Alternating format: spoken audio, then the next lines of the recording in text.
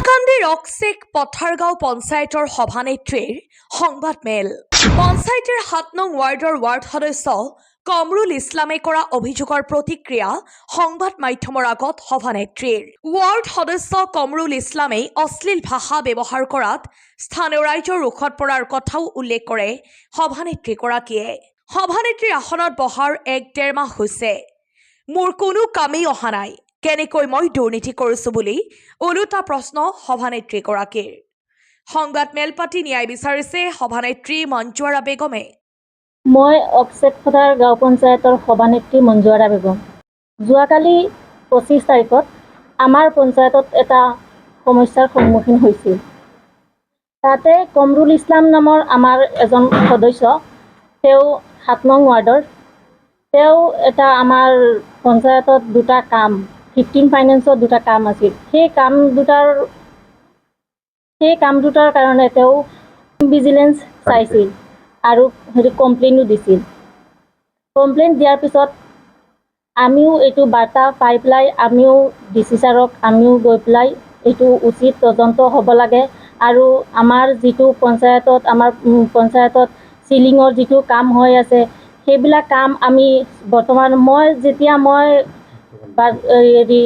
দায়িত্বটো গ্ৰহণ কৰিছোঁ, মই এজন প্ৰেচিডেণ্ট হওঁ সেই পঞ্চায়তৰ, সেই হিচাপে মই দায়িত্বটো গ্ৰহণ কৰিছোঁ আৰু মই কামখিনি হৈ আছেনে নাই সেইখিনি মই চাই আছোঁ। গতিকে আমাৰ ডিচি ছাৰৰ ওচৰত আমিও এখন পত্ৰ দাখিল কৰিছোঁ আৰু কৈছোঁ উচিত তদন্ত হ'ব লাগে আৰু কামখিনি ফিল্ডত চলি আছেনে নাই সেইটোৰ কাৰণে ছাৰ আপুনিও এটা তদন্তকাৰী বিষয়াসকলক পঠোৱাক, যাতে আমাৰ এইটো এনেকুৱা শৃংখলা হয়, সেইটো কৰিবৰ কাৰণে আমিও পঠাইছোঁ। আমিও ডিচি ছাৰক এখন পত্ৰ দাখিল কৰিছোঁ। সেই হিচাপত তদন্তকাৰী বিষয়াসকল আহিছিল ২৫ তাৰিখত আৰু ২৫ তাৰিখত অহাৰ পিছত যেতিয়া কমৰুল ইছলাম তেওঁলোকে কৈছিল, যেতিয়া আমাৰ কামটোৰ বিষয়ে যেতিয়া কৈছিল, তেতিয়া তেওঁক কৈছিল যে কামটোত আপুনি যে কমপ্লেইন দিছে সেইটো কাৰণত আপোনাৰ হাতত কিবা প্ৰুফ আছে নেকি? যদি আপোনাৰ হাতত কিবা প্ৰুফ আছে তেনেহ'লে আপুনি আমাক দেখুৱাওক। সেই হিচাপত তেওঁ তেখেতৰ লগত কথা পাতিছিল আৰু কথা পতাৰ পাছত তেওঁলোক সেই কমৰুল মানুহজনে কোনো পত্ৰ আৰু তেওঁ দিব পৰা নাই, প্ৰুফ দেখুৱাব পৰা নাছিল। সেই হিচাপত আমাৰ ইয়াত পঞ্চায়তত বহু আমাৰ ৰাজহুৱা মানুহ আছিল আৰু তেওঁ অশ্লীল ভাষা ব্যৱহাৰ কৰিছিল। সেই হিচাপত আমাৰ পঞ্চায়তত এটা সমস্যাৰ সন্মুখীন হৈছিল। মানুহবিলাকে ৰাইজসকলে তেওঁক ধৰিব চেষ্টা কৰিছিল, তেওঁক মাৰপিট কৰিব চেষ্টা কৰিছিল, যিটো কাৰণত তেওঁৰ হাতত কোনো পত্ৰই নাই, কোনো প্ৰুফ নাই। কিয় তেওঁ এনেকুৱা কৰি পেলাই আমাৰ পঞ্চায়তখন কিয় বদনাম কৰি আছে, সেইটো কাৰণত ৰাইজসকলে তেওঁক ধৰিছিল।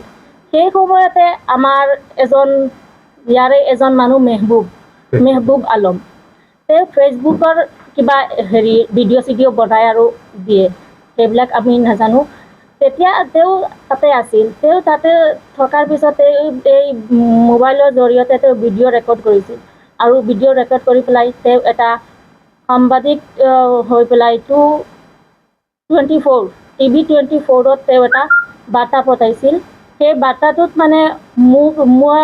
মই পঞ্চায়তৰ সভানেত্ৰী মঞ্জুৱাৰা বেগম, সেই হিচাপে তেওঁ মোক কৈছে যে মই কিবা দুৰ্নীতি কৰিছোঁ। মই এমাহ-ডেৰ মাহ হৈছেহে মই আসনখন গ্ৰহণ কৰা আৰু দায়িত্বভাৰ গ্ৰহণ কৰাৰ মোৰ এমাহ-ডেৰ মাহ হৈছে।